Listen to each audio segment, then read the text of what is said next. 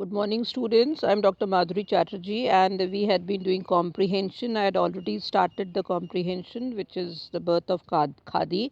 And I move on to the next paragraph of the same text. I'll read the paragraph and start explaining to you. The object that we set before ourselves was to able to clothe ourselves entirely in cloth manufactured by our own hands. Now he says that what was the purpose behind laying the weaving meals or spinning meals, the spinning yarns, was that Gandhi wanted that we should be able to manufacture everything by our own hand, and that was the concept of Swaraj. We therefore forthwith discarded. Discarded means we gave away. We removed that, the use of mill woven cloth. Now that is again something very important, which was again part of the Swaraj movement, that we will not wear mill cloths, and they were all discarded, they were thrown into the fire and it was condemned. The imported things or the things from outside which we used to wear, and all the members of the ashram resolved to wear hand woven cloth made from the Indian yarn only. Now, that was the kind of idealism we had at that time, and the people of the ashram were the first one who decided, who resolved, who took the decision to wear hand woven cloth made from Indian yarn only, that is, made from Indian spinning wheel only. The adoption of this practice, the acceptance of this practice brought us a world of experience.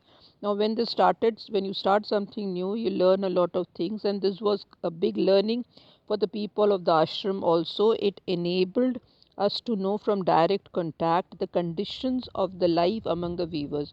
Now, when you are going into the grassroots level and trying to produce something, that is when you understand about the fundamental realities, and this is when Gandhi also and the people of the ashram realized the difficulties the weavers of our country face, the extent of their production, the amount of things they produce, the handicaps in the way of their obtaining their yarn supply, and what are the handicaps, what are the difficulties that they have to overcome when they supply their yarn. Yarn is the woven cloth, the thread actually, which has been supplied, the way in which they were being made victims of fraud, and how they were cheated, how they were robbed, how fraudulent practices uh, are there in the process of the weavers faced. Was the cloth for Indian meal was not easily obtainable either from the cloth dealers or from the weavers themselves. The first thing, the first difficulty is that to procure thread, which was not easily available to them, and therefore they were not able to start the thing. All the fine cloth woven by the weavers was from foreign yarn. Now, that was the most difficult thing, because we were under the control of the Britishers, and the weavers used to receive the yarn. Actually, the cotton was being produced in India only and was supplied to England. But unfortunately, the yarn, the thread, were all foreign, and they had to be bought, and that costed the weavers a lot of money, since Indian mills did not spin fine cotton or the counts. Even today, the outturn of the higher counts by Indian mills is very limited. And even till now, even of course, now we have come a long way, it's been almost 100 years, but then it was very difficult. While high counts they cannot spin at all, it was after the greatest um, effort that we were able to find some weavers who condescended. It was with great difficulty when they started looking up, when they started searching, that they found weavers who condescended, who came down and accepted. Condescended is, acceptance, but when you bow yourself, come down and make a deal, so that is condescending. To weave Swadeshi, that the weavers agreed to weave Swadeshi. Uh, uh, Swadeshi yarn, and and only on condition that the ashram would take up all the cloth. Now they said that we will do. The weavers agreed that they would be weaving the thread and the cloth, but somebody has to purchase it, so they needed people. So the ashram people decided that they are going to buy all the cloths. We made ourselves voluntary agents of the Indian spinning mills, so they accepted themselves. They made themselves the voluntary agents of the Indian mills, the cloth which would be procured. This in turn brought us into contact with the mills, and when they did that, they came to realize how the mills are functioning. Mills, of course, you understand, the factories are functioning, and enabled us to know something about their management and their handicap, and also the difficulties which is which comes in running the mills in the factories, the problems with the labors and the management, the problems and the other handicaps, other difficulties. We saw that the aim of the mill was more and more to weave the yarn. Mill wanted to make more and more spun, more and more yarn. Yarn is the fabric, the thread.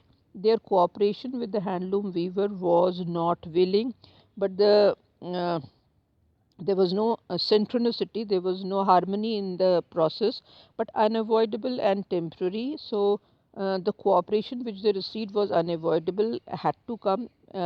We became impatient, and that made Gandhi and his team very impatient to be able to spin our own yarn. It was a decision then taken that we would spin our own yarn. It was clear until we could do this ourselves, dependence on the mills was the main thing. We did not feel that we could render any service, and they also realized that we cannot give any service to the country by continuing as agents of Indian spinning mills. So, if we continue to work under the spinning, the mill owners, they will not be able to do much work. And this kind of a decision made Gandhi more adamant that he is going to introduce the charkha into the ashram and make the people, and every house, every little house in the country should own a charkha where which they can make their own thread. So, this is how the Swaraj evolved. This is how the thinking of our great leaders started. There was the great thinking of Gandhi. So, now we move on to the questions, and the first question I want to ask you is, why was the mill woven cloth discarded? Discarded means, as I said, give up. So, why was the mill woven cloth discarded? Why were the weavers victims of fraud? What was the problems the weavers were facing? As I said, they had to get the yarn from the foreign mills, and that is going would cost them a lot of amount, so there was a kind of fraud in that. The third question, why was the Indian meal yarn easily obtained? So what happened when the Indian meal yarn was accessible to them, was obtained to them? What is meant by Swadeshi yarn? Swadeshi, you understand, something our own country, Swadesh. Why is it was not easy to leave the dependence of mill yarn? Why it was not? Because why the dependence on mill yarn still there? Because there were not enough charkhas, there were not enough looms, and therefore there was a kind of dependency. So these are the questions which is being raised after this first this paragraph or this comprehension, and then I move to the meanings. The first one is discarded. Discarded means give up. Yarn is the thread. Handicap is of course a disadvantage. Condescending is a lower kind of an attitude, an agreement. Propagate is to spread. Dependence is of course you need the help and support and cooperation of someone. And in debt means you owe someone something. That means you are indebted to someone. You can also check out, as I always say, check in the dictionary, check the meanings in the dictionary, and try to make sentences. First you find the meanings and then frame sentences of each words. And this would be the second paragraph, as I said, of the chapter, but it can also come as an independent comprehension. And I repeatedly saying this is a 25 marks question. So do practice, and then we continue with the same. Thank you so much.